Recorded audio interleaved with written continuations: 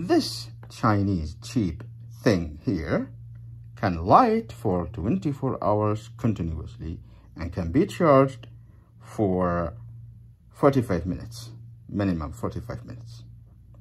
It wasn't like that before because we modified it. So it was only working 15 minutes and you have to charge it for at least 1 hour because we removed its original battery, lead acid battery, with another lithium ion battery, and we supplied a rechargeable standard plug, DC plug here, so that we can charge it. This was in the past.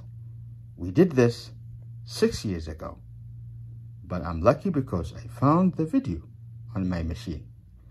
Unfortunately, it was uploaded on our previous channel that was removed by YouTube. But because we are so lucky, we found it in our machine, in my machine.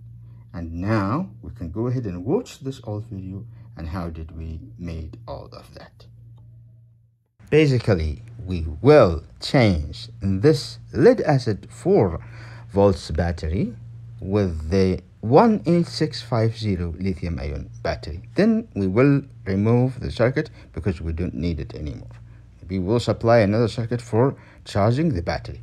Let's go ahead and watch this old video to see the details.